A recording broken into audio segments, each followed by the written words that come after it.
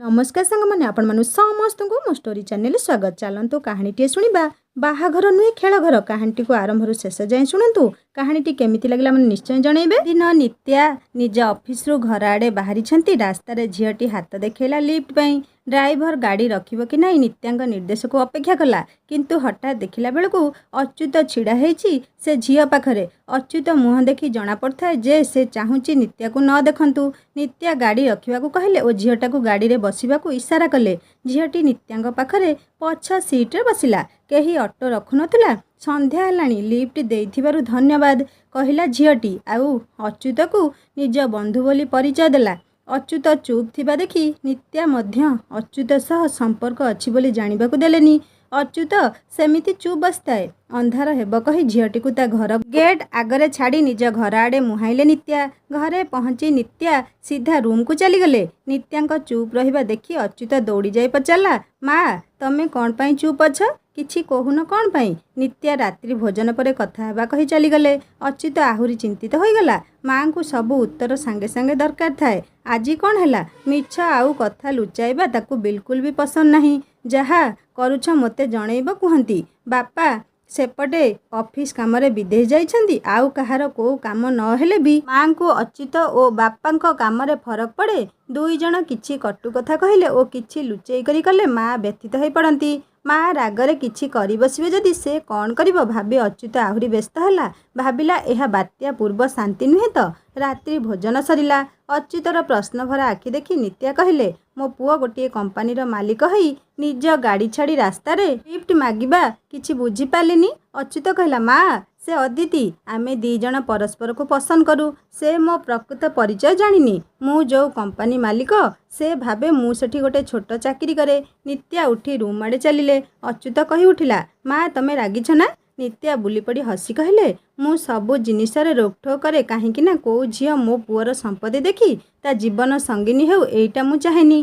Car रे मते झीटीर कथबार्ता भल लागिला। जणे झील पाई मो पुओ निज कार छाड़ी रास्ता रे ऑटो पाई अपेक्षा करछि माने से झील सेमिति खास थिबो ना। खुशी खबर तो बापा को देबा पाई जाउछि। फोन परा शोइबा घरे अछि। एक कथा सुनी अच्युत खुशी रे मां को कुंढेई पकेइला। पर जीवन साथी बाछि नेबार खबर नित्या अभय को कॉल करी जणै देले। अभय बाबू को पुअर पसंद जेतिकी विश्वास ताठारु बेसी विश्वास नित्या पसंद रे। नित्या साधारण माँ भली पुअर सबु कथारे सांग दियंतिनी। पुओ पाई कौन ठीक ताहा विचार करी निष्पत्ति नियंती। नित्या जेतेबेले जणे झील पाई राजी होइछंती माने निहाती झीयर किछि भल गुण थिबो।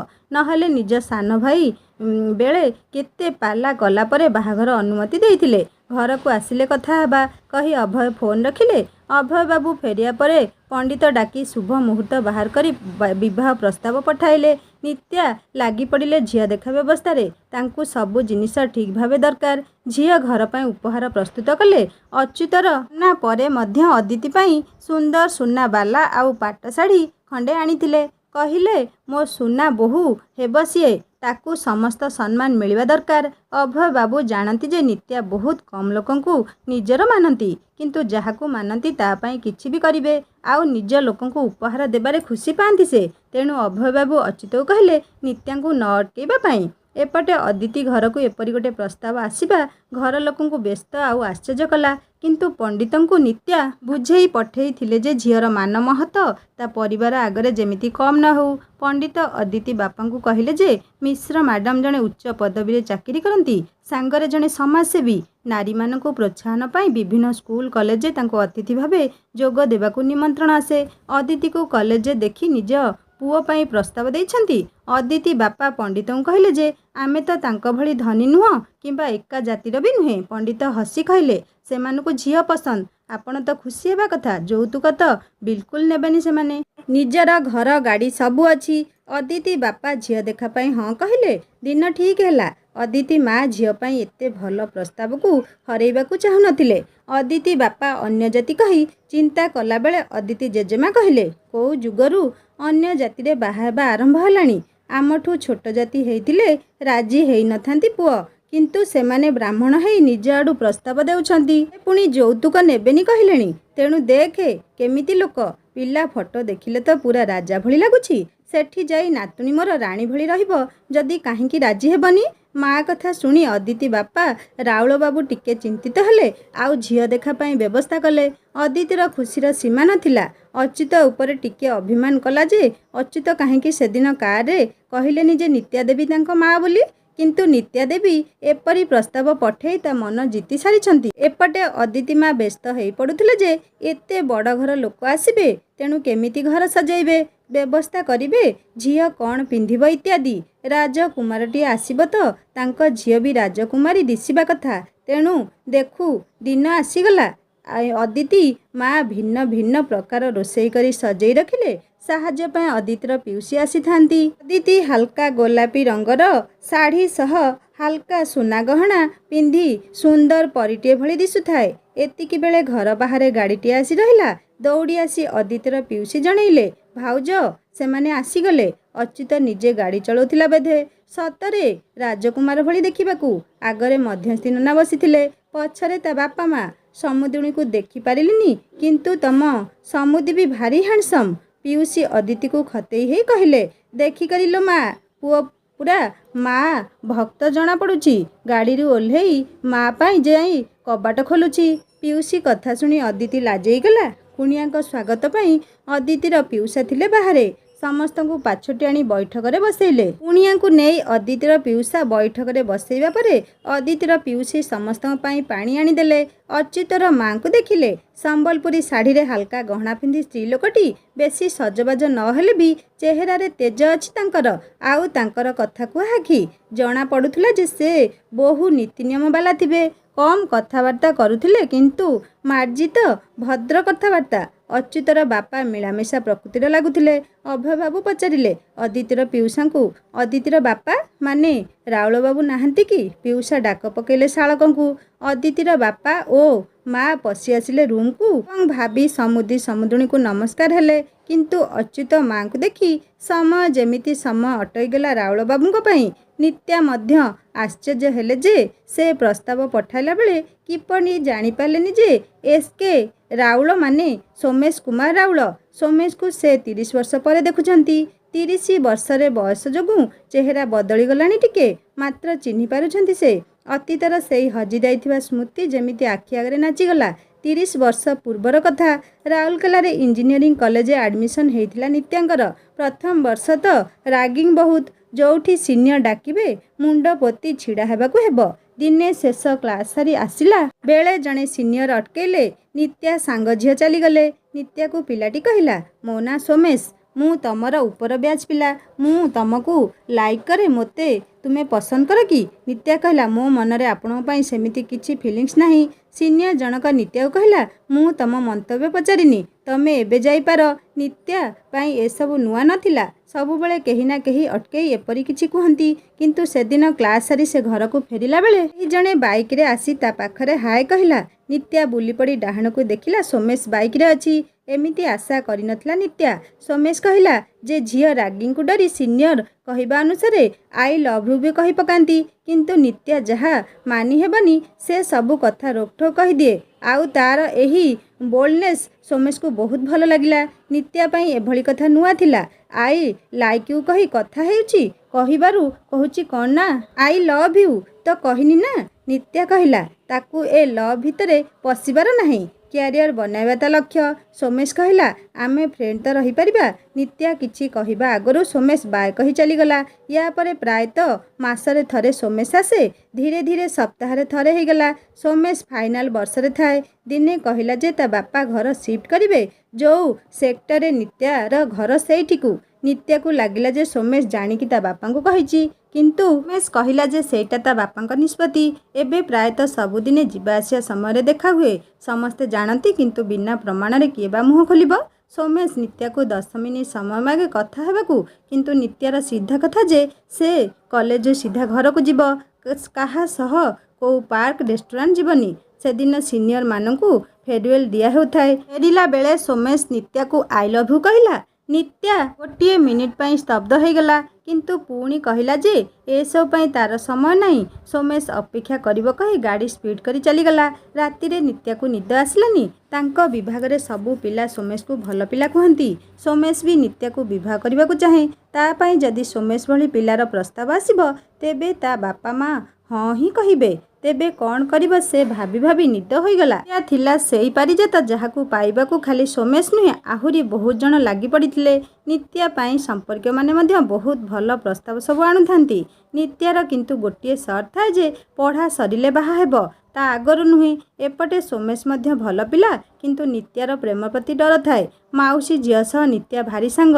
ନାନୀ ବୟସରେ ବଡ଼ ହେଲେ ବି ନିତ୍ୟା ସହ ସବୁ କଥା ସେୟାର କରନ୍ତି। ନିତ୍ୟା ଦେଖିଛି ନାନୀ 8 ବର୍ଷ ସମାଜକୁ ଖାତିର ନ କରି ଭଲ ପାଇଥିବା ପିଲାଟି କିପରି ନାନୀକୁ ଧୋକା ଦେଇ ଅନ୍ୟ ଜଣେ ଝିଅକୁ ବାହା ହେଇଯାଇଥିଲା। ତାହା ନିତ୍ୟା ମନରେ ଭଲ ପାଇବା ପ୍ରତି ଅବିଶ୍ୱାସ ଆଣିଦେଇଥିଲା। ନିତ୍ୟା ନାନୀକୁ ସୋମେଶ କଥା କହିବାରୁ ନାନୀ କହିଥିଲେ, ସବୁ ପୁଅ ଏକା ନୁହନ୍ତି, କିନ୍ତୁ ଦେଖି ଚାହିଁ ନିଷ୍ପତ୍ତି ନେବାକୁ ପଡ଼ିବ। ନିତ୍ୟା ସୋମେଶକୁ କହିଲା ଯେ ଯେବେ ବି ସେ ବିବାହ ପାଇଁ ପ୍ରସ୍ତୁତ ହେବ, ସେ ସୋମେଶ ସହ ଆଗେ କଥା ହେବ। ସୋମେଶ ସିନିୟର ବହୁତ ଥର ନିତ୍ୟାକୁ ସାହାଯ୍ୟ କରିବାକୁ ଚାହିଁଛି, କିନ୍ତୁ ନିତ୍ୟା ମନା କରିଦିଏ। ସୋମେଶ ପାସ୍ କରି କଲେଜ ଛାଡ଼ିଲା, ଚାକିରି ପାଇଁ ଲାଗିଥାଏ। ଦିନେ ନିତ୍ୟା ସହ ଦେଖା ହେଲା ରାସ୍ତାରେ। ନିତ୍ୟା କ୍ଲାସ୍ ସାରିବା ଆଗରୁ ବାହାରି ଆସିଛି, ମାନେ ନିହାତି କିଛି କାରଣ ଥିବ। ନିତ୍ୟା କହିଲା ଯେ ତା ନାନୀ ଆସିଥିଲେ, ଆଜି ଫେରିଯିବେ। ସେ ବସ୍ଷ୍ଟାଣ୍ଡ ଯିବ ତାଙ୍କୁ ଛାଡ଼ିବା ପାଇଁ। ନିତ୍ୟା ତା ନାନୀ ସହ ବହୁତ ମିଶେ ଜାଣି ସୋମେଶ ମଧ୍ୟ ବସ୍ଷ୍ଟାଣ୍ଡ ପହଞ୍ଚିଗଲା। ନିତ୍ୟା ବାପା ଥିବାରୁ ନାନୀ ସହ କଥା ନ ହେଇପାରି ସେ ବସ୍ରେ ଅଧା ରାସ୍ତା ଗଲା। ନାନୀ ସହ ନିତ୍ୟା ବିଷୟରେ କଥା ହେଲା। ନାନୀ ତାକୁ କହିଲେ ଯେ ନିତ୍ୟା ଅଜା ଘରେ ପୁରା ପରିବାର ନିତ୍ୟାର ବାପା ମାଙ୍କ କଥା ମାନନ୍ତି। ନିତ୍ୟା ଜେଜେ ବି ଜଣାଶୁଣା ବ୍ୟକ୍ତି, ତେଣୁ ନିତ୍ୟା ଏସବୁ କିଛି କରି ତାଙ୍କ ମୁଣ୍ଡ ତଳକୁ କରିବନି। ତାକୁ ବାହା ହେବାକୁ ହେଲେ ଭଲ ଚାକିରି କରି ନିତ୍ୟା ବାପାଙ୍କୁ ପ୍ରସ୍ତାବ ଦେବାକୁ ହେବ। ନିତ୍ୟାର ପରୀକ୍ଷା ଚାଲିଥାଏ କି ସୋମେଶର ରେଲୱେରେ ଚାକିରି ହେଲା। ପରୀକ୍ଷା ସରିଲେ ନିତ୍ୟାକୁ ଜଣେଇବ ଭାବିଲା ସୋମେଶ, କିନ୍ତୁ ପରୀକ୍ଷା ସରିବା ଆଗରୁ ନିତ୍ୟାର କ୍ୟାମ୍ପସରେ ସିଲେକ୍ସନ ହେଇ ଚାକିରି ହେଇଗଲା। ସୋମେଶ ଭାବିଲା ଭଲ ହେଲା, ତାକୁ ଆଉ କିଛି ଦିନ ସମୟ ମିଳିଯିବ। ନିତ୍ୟା ବାଙ୍ଗାଲୋର ଚାଲିଗଲା ଓ ସୋମେଶ କଲିକତା। ଚାକିରି 6 ମାସ ପରେ ନିତ୍ୟା ଘରକୁ ଆସିଲା। ଆସିବା ଆଗରୁ ସୋମେଶ ତାକୁ ପଚାରିଲା ଯେ ଏବେ ତ ପଢ଼ା ସରିଲା, ଚାକିରି ବି ହେଲା, ଏବେ ନିଜ ବିଷୟରେ କଥା ହେଇ ପାରିବେ କି? ସୋମେଶକୁ ନିଜ କଥା କହିବାକୁ 10 ମିନିଟ୍ ସମୟ ଦରକାର ଥିଲା। ନିତ୍ୟା କହିଲା ସେ କଲେଜ ଯିବ ସାର୍ଟିଫିକେଟ୍ ପାଇଁ, ଏଠି ଦେଖା କରିବ। ନିର୍ଦ୍ଧାରିତ ଦିନ ନିତ୍ୟା କଲେଜ ଗଲା। ସେଇଠି ସୋମେଶ ତାକୁ ଦେଖା କରି କହିଲା ଯେ ତାଙ୍କ ଘରର ବୋହୂ ହେବା ପାଇଁ ତାକୁ 10ଟି ଜିନିଷ ମାନିବାକୁ ହେବ। ନିତ୍ୟା କ'ଣ ବୋଲି ପଚାରିଥିଲା। ସୋମେଶ ଆରମ୍ଭ କଲା, ତାର 4 ଡିଜିଟ୍ ଦରମାରେ ନିତ୍ୟାକୁ ଚଳିବାକୁ ହେବ। ଘରର ବଡ଼ ବୋହୂର ସବୁ କର୍ତ୍ତବ୍ୟ କରିବ, ସମସ୍ତଙ୍କୁ ସମ୍ମାନ କରିବ। ବିବାହ ପରେ 2 ବର୍ଷ ଶାଶୁ ଶ୍ୱଶୁର ପାଖରେ ରହିବ। ନିତ୍ୟା ଭାବିଲା ସୋମେଶ ଯଦି ତା ବାପାଙ୍କୁ କହିବ ଯେ ନିତ୍ୟାକୁ 4 ଡିଜିଟ୍ ଦରମାରେ ଚଳିବାକୁ ହେବ, ତେବେ ତା ବାପା ମନା କରିଦେବେ। ନିତ୍ୟା ଚଳିପାରିବନି ଏଥିପାଇଁ ନୁହେଁ, ସେ ନିତ୍ୟାର ହାତ ମାଗିବ। ନିତ୍ୟା ଯଦି ତାକୁ ଜବରଦସ୍ତି ବାହା ହେବାକୁ କହୁଥାନ୍ତା, ତେବେ ଏପରି କହିବା ଉପଯୋଗ ହେଇଥାନ୍ତା। ନିତ୍ୟାକୁ ଚୁପ୍ ରହିବା ଦେଖି ସୋମେଶ କ'ଣ ହେଲା ପଚାରିଲା। ନିତ୍ୟା ଆଗକୁ କୁହନ୍ତୁ କହିଲା। ତାପରେ ସୋମେଶ କହିଲା ଯେ ତାଙ୍କ ଘରେ ସବୁ ନିର୍ଣ୍ଣୟ ତା ବାପା ନିଅନ୍ତି, ତାଙ୍କ ପରେ ବଡ଼ ପୁଅ ହିସାବରେ ସୋମେଶ ନେବ। ସୋମେଶକୁ ନିତ୍ୟା ପଚାରିଲା, ମୋ ମତ କ'ଣ ପଚରା ହେବନି କି? ସୋମେଶ କହିଲା, ତମକୁ ପଚରା ଯାଇପାରେ, ମାତ୍ର ଶେଷ ନିଷ୍ପତ୍ତି ମୋର ହେବ। ଏ କଥା ପରେ ସୋମେଶ କ'ଣ କହିଲା ବି ନିତ୍ୟାର ଆଉ କାନକୁ ଗଲାନି। ନିତ୍ୟା ଭାବୁଥାଏ ତାଙ୍କ ଘରେ ସବୁ କଥା ପିଲାମାନଙ୍କୁ ଜଣାଯାଏ। ନିଜ ନିଷ୍ପତ୍ତି ନିଜେ ନେବାର ଅଧିକାର ଅଛି। ପୁଅ ଝିଅର କିଛି ଫରକ ନାହିଁ, କିନ୍ତୁ ସୋମେଶ ତ ପୁରା ଅଲଗା କଥା କହୁଛି। ନିତ୍ୟା କ'ଣ ବଡ଼ମାନଙ୍କ ସମ୍ମାନ କରେ ବୋଲି ସୋମେଶକୁ ବିଶ୍ୱାସ ନାହିଁ? ହେଇଥିଲେ ସେ ଏପରି କହିନଥାନ୍ତା। ନିତ୍ୟା ଚାହିଁଥିଲେ ସୋମେଶକୁ କେତେ ଖର୍ଚ୍ଚ କରେଇ ପାରିଥାନ୍ତା। 10 ଟଙ୍କା ବି ଖର୍ଚ୍ଚ କରେଇ ନଥିଲା। ଝିଅକୁ ସେ ବିଶ୍ୱାସ ବି କଲାନି। ପୁଅ ସବୁ ଭିତରେ ନିତ୍ୟା ଚାକିରି କରିବା କଥା କୁଆଡ଼େ ହଜିଗଲା? ସବୁ କଥା ତ ସୋମେଶ ଓ ତା ପରିବାର ପାଇଁ ଥିଲା। ସେ ସବୁରେ ନିତ୍ୟାର ଅସ୍ତିତ୍ୱ କାହିଁ ନଥିଲା ତ? ଏସବୁ କଥା ନିତ୍ୟାକୁ ଭିତରେ ଭିତରେ ଘାଣ୍ଟିଲା। ସେ ଛୁଟି ସାରି ବାଙ୍ଗାଲୋର ଚାଲିଗଲା। ସେ ଭାବିବା ପରେ ନିତ୍ୟା ନିର୍ଣ୍ଣୟ ନେଲା ଯେ ସେ ସୋମେଶକୁ ବାହାଘର କଥା ନ ଆଗେଇବା ପାଇଁ କହିଦେବ। ସୋମେଶ ସହ ସେ ଖାପ ଖୁଆଇ ଚଳିପାରିବନି।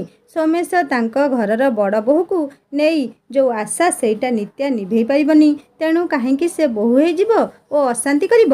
ନିତ୍ୟା ଥିଲା ଗୋଟିଏ ଝରଣା ପରି, ନିଜ ରାସ୍ତାରେ ନିଜେ ମାଡ଼ି ଚାଲିବ। କେହି ତା ରାସ୍ତା ବଦଳାଇ ନଥାନ୍ତି। ସମ୍ପର୍କ ନିଭାଏ ସତ, ମାତ୍ର ବାନ୍ଧି ଏଇ ସମ୍ପର୍କରେ ରହିଲେ ତାକୁ ଅଣନିଶ୍ୱାସୀ ଲାଗେ। ସ୍ୱାଧୀନତା ନ ଥିଲେ ବଞ୍ଚିବା କଷ୍ଟ ତା ପକ୍ଷେ। ସେ ଜାଣିଥିଲା ଯଦି कॉल करी सोमेश को कहब तेबे सोमेश ताकू कन्विन्स करने को चेष्टा करिब। तेणु मेसेज पठे जनइथिला जे सेमानक बाहाघर संभव नाही। तेणु आउ कथा न अगैबा पई सोमेश बहुत थर नित्या को जोगाजोग पई चेष्टा करिथिला, मात्र हेई नथिला। 6 मास परे नित्या को दिने अलगा नंबरु कॉल करी से निजर राग शांति पई गाली कले। जररे पड़िथिबा नित्या चुप हेई सुनी जाइथिला। सेठी थिला शेष कथा। किछि वर्षरे नित्या शुणिथिला जे सोमेश विवाह हेबाकु जाउछि। ताहार वर्षे परे नित्या अभय को विवाह करथिला। अभय नित्या और सोमेश विषय सबु जानिथिले। अभय को नित्या आगरू जानिथिले भी अभय नित्या बापांक पसंद थिला। नित्यार चाकरी करिवार किंबा न करिवार निष्पत्ति नित्यार ही रहिबो बोली अभय था देइथिले। नित्या को एते वर्ष परे देखि सोमेश मध्य आश्चर्य हेले। मनर से राग दबी रही जाइथिला सिना, किंतु मरी नथिला। परिवार लोकंक उपस्थिति जोगु चुप रहीगले, मात्र झीर विवाह सेठी करैबारे आउ आग्रह नथिला तांकर। परे घर लोकंक निष्पत्ति मध्यस्थी जरिया जणैबु बोली कही मिश्र परिवार को विदाय देले। अदिति और अच्युत निज पिता और मातार अतीतर कहानी अनभिज्ञ थाई निज भविष्यतर स्वप्न देखिबारे लागिले। अच्युत घरु मिलिथिबा सुना कड़ाटी को देखि अदिति भाबुथा एहिपरि दिने से अच्युत नार शंखा सिंदूर पिंधि विदा हेजिब ए घरु। खाली अदिति कहीं सोमेश को छाड़ी तांको परिवार समस्ते अदिति विभागर स्वप्न सजैबारे लागी जाइथिले। समस्तक स्वप्न को सलाम दे सोमेश निज निष्पत्ति सुनाइले जे ए बाहागर केबे भी हेई परिबो नाही, किंतु काहाकु भी निजर निष्पत्तिर कारण कहिलेनी। सोमेशर भौणी बुझी पारथिला, कारण से जानिथिले जे ता भाई जो झियो को बाहा हेबाकु चाहुथिले से झियर ना थिला नित्या। सबुठारु बेसी दुखी हेई जाइथिला अदिति। स्त्री जेते जानिबाकु चाहिले भी सोमेश किछि कहिलेनी। खाली एतिकी कहिले जे अदिति सेठी बाहा हेले केबे खुशी रे रहिबनी। नित्यार एटा चालाकी। अदिति को बोहू करी सोमेश को छोट देखैबाकु चाहुंची। नित्या पैसा लोभी, सेथिपई से अभय को बाहा हेला। अदिति समय देखी अच्युत पाखकु गला। अच्युत ओ ता बापा को कहिला जे ता बापा केबे भी राजी हेबेनी ओ सोमेश नित्या विषय कहिथिबा कथा कहिला। अच्युत निज माँ ना रे ए सबु सुनिबाकु प्रस्तुत नथिला, कारण ता माँ अन्य माँ को भली नथिले। से थिले अच्युतर शक्ति। ताकू जीवन रे सबु विपद को पार हेई आगेइबा शिखैछंती। अभय बाबू कहिले सोमेश को देखिला परे मु जानिथिली जे एई भली किछि हेबो। तम दी जण को एबे बहुत कठिन रास्ता रे गति करिबाकु हेबो। आउ रहिला नित्या कथा, मु तो माँ को आगरू जानिछि। निज गोड़रे निजे छिड़ा हेबार निशा ताहार। से सोमेश को धोखा देइनी। तांकू लागिला दी जण परस्पर सहमिशी चली परिबेनी, तेणु बाहाघर पई आगेइलेनी। आउ रहिला मो पैसा देखि बाहा हेबा कथा। मु नित्या को बाहा हेला बेले मो पाखरे टंकाटीए भी सेविंग्स नथिला। ओल्टा 22,000 दरमा को लक्षे टंका लोन। सेते बेले तो 40-50 हजार दरमा पाउथिबा पिलांकु भी नित्या मना करी सारिथिले। काहेकि ना तांकू पाठ पढ़ुआ घर भितर रहिबा स्त्री हेबार नथिला। मोर लोन भी नित्या जोगु सुझी हेला। घर पाई मो सेविंग सब नित्या जोगु हेई परिची। आगो को कौन करा जे बोली समस्ते चिंतारे पड़िले। अदिति कहिला जे से अच्युत पाई निज घर भी छाड़ी देबो, नहेले कोर्ट मैरेज करबाकू भी राजी। अभय बाबू कहिले जे घरु लुचि बाहाबा नित्यार नीति विरोध रे से केबे भी ए कथा ग्रहण करिबनी। तेणु अभय निजे आउ थरे सोमेश सह कथा हेबे ओ पिलांक खुशी पाई पुराना कथा भूली जिबाकू अनुरोध करिवे। अच्युत जाई अतिथि को ता घर पाखरे छाड़ी दे आसिला। अभय बाबू बसी पड़ी भाबिले जे केमिति निज पुअर संसार गढ़िबे। अतीत पाई भविष्य को कष्ट देबा ठीक नुह। अभय बाबू सोमेश को कॉल कले। सोमेश कथा हेबाकू राजी नथिले, मात्र कोनोसी मते अभय बाबू तांकू देखा करिबाकू राजी करेइ नेले। सोमेश अभय दिहे बाहरे होटेले देखा करिबाकू निष्पत्ति नेले। निर्धारित दिन अभय बाबू होटेल जाई अपेक्षा कले। किछि समय रे सोमेश आसी पहुँचिले। सोमेश अभयंक सबू कथारे मना करी पळेई जिया पई उच्छन हेउथांती। अभय आरंभ कले, देखंतु सोमेश बाबू, छुआंकर खुशी पई आमको अतीत को भूली आगको बढ़िबाकू हेबो। सोमेश कथा अटकेई कहिले, किपरि खुशी अभय बाबू, अन्य कोहुटी बाहा हेइतले भी मो झियो बेस खुशी रे रहिबो। आपणक स्त्रीर कुटबुद्धि आपण बुझी पारु नाहंती ना आपण भी सेथिरे मिसिछंती। आपण निज पुअर खुशी पाई मो झियो नारे काहेकि कहउछंती बुझी पारुनी। स्त्रीर पुरुणा प्रेमिकर झियो को बोहू करबाकू एते आग्रह कौन पाई? अभय कहिले, किंतु पिला दी जण परस्पर को पसंद करबाकू लागिलेनी, तेणु तांको मन भांगिबा ठीक हेबनी। सोमेश कहिले, कौन ठीक भूल आपण कहउछंती? थरे अन्य जगह बाहाघर हेगले आउ मन दुख हेबनी। बाहाघर परे सबू ठीक हेजिबो। मु मध्य अन्य जगह बाहा हेई खुशी रे अछि। ମୋର କିଛି ଅସୁବିଧା ହେଇନି। ସେହିପରି ଅଦିତି ମଧ୍ୟ ଭୁଲିଯିବ ରହିଲା ଆପଣଙ୍କ ପୁଅ କଥା। ତେବେ ଆପଣ ନିଜେ ନିଜ ପୁଅ କଥା ବୁଝନ୍ତୁ। ମୋର ସେଥିରେ କିଛି ଯାଏସ ନାହିଁ। ଅଭୟବାବୁ ଯେତେ ଚେଷ୍ଟା କଲେ ସୋମେଶକୁ ବୁଝାଇବା ପାଇଁ ସବୁ ବ୍ୟର୍ଥ ଗଲା। ସୋମେଶ ନିଜ ନିଷ୍ପତ୍ତିରେ ଅଟଳ ହୋଇ ଚାଲିଗଲେ। ସୋମେଶ ବାବୁ ଅନ୍ୟ ପ୍ରସ୍ତାବରେ ଧ୍ୟାନ ଦେଲେ। ସ୍ତ୍ରୀକୁ କହିଲେ ଯେ ମଧ୍ୟସ୍ଥି ଅନ୍ୟ ଏକ ପ୍ରସ୍ତାବ ଦେଇଛି। ପିଲା ଓ ତାର ପରିବାର ଆସିବେ ଅଦିତିକୁ ଦେଖିବା ପାଇଁ। ଏପଟେ ଅଦିତି ନିଜ ମା ଓ ପିଉସୀଙ୍କୁ ବି ନିଜର ମନ କଥା କହିଲା। ସେ ଅଚ୍ୟୁତ ଛଡ଼ା ଆଉ କାହାକୁ ବାହା ହେବନି ବୋଲି। ସୋମେଶଙ୍କ ସ୍ତ୍ରୀ ବୁଝିପାରୁନଥାନ୍ତି ଯେ କ'ଣ କରାଯିବ। ସ୍ୱାମୀ ତ ପୁରା ଜିଦିଆ, ଯାହା କହିବେ ସେଇଆ। ଘରର ସବୁ ନିଷ୍ପତ୍ତି ସେ ଫାଇନାଲ କରିବେ। କେହି ଖୁସି ଥିଲେ ଥାଉ ବା ନ ଥାଉ କିଛି ଫରକ ପଡ଼େନି। ଜିଦିରେ ଝିଅ ବାପାଠୁ କମ୍ ନୁହେଁ। ଶେଷରେ ସୋମେଶଙ୍କୁ ତାଙ୍କ ସାନ ଭଉଣୀ କହିଲା ଯେ କିଛି ଦିନ ଯିବାକୁ ଦିଅନ୍ତୁ, ତାପରେ ଅଦିତିର ବାହାଘର କଥା ବୁଝିବା। ସେହି ସମୟ ପାଇଁ ସୋମେଶ ବାହାଘର କଥା ଟାଳିଦେଲେ, ମାତ୍ର ଅଚ୍ୟୁତକୁ ଜୋଇଁ କରିବାକୁ ରାଜି ହେଲେନି। ଅଦିତି ମା ମନ ଜମାରୁ ହେଲେ ବି ମାନୁ ନଥାଏ। କୋଉ ଝିଅକୁ ନିଜର ଅସ୍ତିତ୍ୱ ସ୍ୱାଧୀନତା ଛାଡ଼ିବାକୁ କହିଲେ ସେ କ'ଣ ରାଜି ହେବ? ସେଇଟା ହିଁ ନିତ୍ୟା କରିଥିଲେ। ଦେଖିବାକୁ ଗଲେ ନିତ୍ୟା ଜାଗାରେ ସେ ଥିଲେ ସେୟା ହିଁ କରିଥାନ୍ତେ। ତାଙ୍କ ଝିଅ ଆଗରେ କେହି ଏପରି ସର୍ତ୍ତ ରଖିଲେ ସେ କ'ଣ ରାଜି ହେବ? କିନ୍ତୁ ଏ କଥା କିଏ ସୋମେଶକୁ ବୁଝେଇବ? ସେ ନିଜ ମନ କଥା ନଣନ୍ଦ, ନଣନ୍ଦେଇ ଓ ଦିଅରକୁ କହିଲେ। ସମସ୍ତଙ୍କ ମତ ଏକ ଥିଲା ଯେ ପୁରୁଣା କଥା ଯୋଗୁଁ ଝିଅର ଭବିଷ୍ୟତ ଖରାପ ନ ହେଉ। ମାତ୍ର ବିଲେଇ ବେକରେ ଘଣ୍ଟି କିଏ ବାନ୍ଧିବ? କିଏ ବା ବୁଝେଇବ ସୋମେଶକୁ? ସୋମେଶ ବାବୁ ଅଫିସରୁ ଫେରି ବୈଠକରେ ପ୍ରବେଶ କଲେ ତ ଦେଖିଲେ ଭଉଣୀ ଓ ଭିଣେଇ ଆସି ଅପେକ୍ଷା କରିଛନ୍ତି। ଭିଣେଇ କହିଲେ ଯେ ସେମାନେ ତାଙ୍କ ଝିଅ ବାହାଘର ଠିକ୍ କରି ଦେଇଛନ୍ତି। ଏମିତି ହଠାତ୍ ଠିକ୍ କଲେ ପୁଣି କିଛି ନ କହି। ତେଣୁ ପିଲା କିଏ ପଚାରିଲେ ସୋମେଶ। କିନ୍ତୁ ପିଲା ନାଁ ଶୁଣି ଚମକି ପଡ଼ିଲେ ସୋମେଶ ବାବୁ। ଭିଣେଇ କହିଲେ, ଭାଇନା ଆପଣ ତ ନିଜ ଝିଅ ଦେବେନି। ଆମ ମଧ୍ୟସ୍ଥି ମଧ୍ୟ ସେହି ପ୍ରସ୍ତାବ ଆଣିଲେ। ଯେହେତୁ ଆମେ ଦେଖି ସାରିଛୁ, ପୁଣି ଆମ ଘରେ ବି ସମସ୍ତେ ଏ ପ୍ରସ୍ତାବରେ ରାଜି ହେଲେ। ଅଚ୍ୟୁତ ନିଜ ମା ଓ ବାପାଙ୍କ ପ୍ରତି ଆପଣଙ୍କ ବ୍ୟବହାର ପାଇଁ ଅଦିତିକୁ ବାହା ହେବାର ଇଚ୍ଛା ଛାଡ଼ିଦେଲା। ଆଉ ଅଦିତି ମଧ୍ୟ ଆପଣଙ୍କ ଇଚ୍ଛା ନ ଥିବାରୁ ଅଚ୍ୟୁତକୁ ମନା କରିଦେଲା। ମୋ ଝିଅ ଅନିମା ବି ଆପଣଙ୍କ ଝିଅ ପରି। ତେଣୁ ଆଶା କରୁଛି ଆପଣ ତା ବାହାଘରକୁ ନିଶ୍ଚୟ ଆସିବେ। ସୋମେଶ ବୁଝିପାରୁ ନଥାନ୍ତି କ'ଣ କହିବେ। ବୁଲି ଦେଖିଲେ ତ ସ୍ତ୍ରୀ ଓ ଝିଅର ଶୁଖିଲା ଚେହେରା ଦିଶିଲା। ବାହାଘର ଦିନ ଆସିଗଲା। ସୋମେଶ ସ୍ତ୍ରୀ ତାଙ୍କୁ କହିଲେ, ଦେଖ ଆମେ ନ ଗଲେ ସମସ୍ତେ ଆମକୁ ଖରାପ କହିବେ। ତେଣୁ ଆମେ ଯିବା। ଅଦିତି ବି ଯିବ। ନହେଲେ ସେ ଈର୍ଷାରେ ଆସିଲାନି ବୋଲି ସମସ୍ତେ କହିବେ। ବାଧ୍ୟ ହୋଇ ସୋମେଶ ବାହାରିଲେ। ବାହାଘର ଆଗରୁ ଫଟୋ ସେସନ ଗୋଟିଏ ଫ୍ୟାସନ ହେଲାଣି। ସୋମେଶଙ୍କ ପରିବାର ପହଞ୍ଚିଲା ବେଳେ ଅଚ୍ୟୁତ ଓ ଅନିମାର ଫଟୋ ସେସନ ଚାଲିଥିଲା। ଅଦିତି ଅଚ୍ୟୁତକୁ ବାହା ହେବାକୁ ମନା କରିଦେଇଥିଲା। ମାତ୍ର ଅଚ୍ୟୁତ ଓ ଅନିମାକୁ ଏକାଠି ଦେଖି ଅଦିତି ମୁହଁରେ ଗୋଟିଏ କଷ୍ଟ ଜଣାପଡ଼ୁଥିଲା ସୋମେଶକୁ। ସନ୍ଧ୍ୟାରେ ମେହେନ୍ଦି ବେଳେ ଅଦିତିର ଲୁହ ଢଳ ଢଳ ଆଖି ଦେଖି କ'ଣ ହେଇଛି ପଚାରିଲେ ସୋମେଶ। କିଛି ନାହିଁ, ଆଖିରେ କିଛି ପଡ଼ିଗଲା କହି ଚାଲିଗଲା ଅଦିତି। ସେ କ'ଣ ଆପଣଙ୍କୁ କହିବ? ଶୁଣି ବୁଲି ଦେଖିଲେ ସୋମେଶ। ନିତ୍ୟା ଛିଡ଼ା ହେଇଥିଲେ। ପୁଣି ନିତ୍ୟା କହିଲେ, ଆପଣ ଦିନେ ଯୋଉ କଷ୍ଟ ଭୋଗିଥିଲେ ଆଜି ସେଇଟି ନିଜ ଝିଅ ଭାଗ୍ୟରେ ଲେଖି ଦେଇଛନ୍ତି। ଯେହେତୁ ସେ ଜାଣିଛି ଫାଇନାଲ ନିଷ୍ପତ୍ତି ଆପଣଙ୍କର, ତେଣୁ ସେ ନିଜ ମନ କଥା ବି କହୁନି। ଆପଣଙ୍କୁ ନିଜ ଜିଦି ଆଗରେ ନିଜ ଛୁଆ କଷ୍ଟ ବି ଦିଶୁନି। ସେମିତି କିଛି ନାହିଁ ଅଦିତି ମନରେ, କହି ଚାଲିଗଲେ ସୋମେଶ ବାବୁ। କିନ୍ତୁ ଭିତରକୁ ଯାଇ 2 ଜଣ ଝିଅଙ୍କ କଥା କାନରେ ପଡ଼ିଲା। ଜଣେ କହିଲା, ଦିଦି ତମେ ଥରେ ଖାଲି କୁହ, ମୁଁ ସାଙ୍ଗେ ସାଙ୍ଗେ ଅଚ୍ୟୁତଙ୍କୁ ବାହା ହେବାକୁ ମନା କରିଦେବି। ବୋଧେ ଅନିମା ହିଁ କହୁଥିଲା। ସେପଟୁ ଅଦିତି କହିଲା, ନା ଅନିମା, ବାପାଙ୍କ ଇଚ୍ଛା ବିରୁଦ୍ଧରେ ମୁଁ ଅଚ୍ୟୁତକୁ ବାହା ହେବିନି। ବାପାଙ୍କ ଖୁସି ପାଇଁ ମୁଁ ମୋ ଜୀବନ ସହ ବୁଝାମଣା କରିବାକୁ ପ୍ରସ୍ତୁତ। ସୋମେଶ ଯାଇ ଗୁମ୍ ହେଇ ବସି ପଡ଼ିଲେ ଚେୟାରରେ। ସ୍ତ୍ରୀ ଖୋଜି ଖୋଜି ଆସି କ'ଣ ହେଇଛି ବୋଲି ପଚାରିଲେ। ସୋମେଶ କହିଲେ, ଛୁଆଟି ସହ ଭୁଲ କଲି ମୁଁ।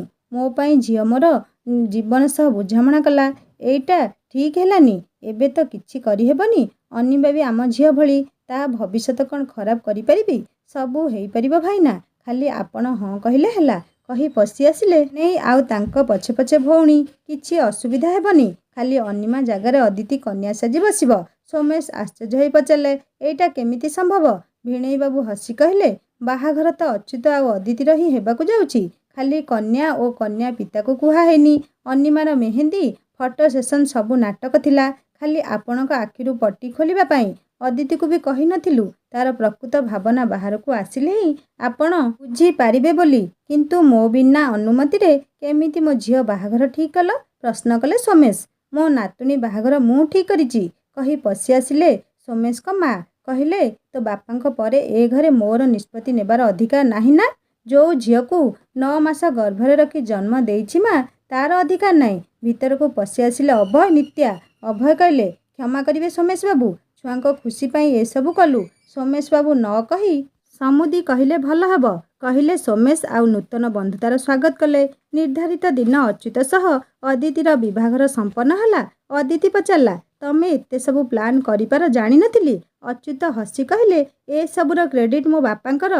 से माँ को बाहा हेबा पाई अजा आई जेजे जेजेमा समस्त को मनै नैथिले। जानिथिले अजा राजी तो माँ भी राजी। सेबेठारु अजांको परिवार रे बापा जणे हिरो, जिए निज प्रथम प्रेम पाई एतिकी करिथिला। से निज पुअर प्रथम प्रेम केमिति जीवाकु देबे। तेणु प्रेम राइजर पुरुणा राजांकु ए जुग क्षेत्र को आसीबाकु पड़िला। तेणु जीतिबा तो सुनिश्चित। खाली एतिकी जे एठी केही भी हारि नाहंती। सांगमाने कहानीटी को एठी समाप्त करुछि। कहानीटी केमिति लागला मते निश्चय कमेंट करी जणेबे। आ जदि भल लागिथाय लाइक टे करिवे, सांगमान सहित शेयर करिवे। आ जदि मो चैनल नुआ अछंती ताले सब्सक्राइब करी बेल आइकन दबे देबे, जहा फଳରେ मु नुआ नुआ कहानी अपलोड कले आपण मानक पा नोटिफिकेशन पहुंचो। आपण माने कहानीटी को सर्वप्रथम पढ़ी परिबे और सुनि परिबे। एबे मते विदाय दियंतु, पुणी आसीबी आ गोटे सुंदर कहानी नै रहूची। नमस्कार, जय जगन्नाथ।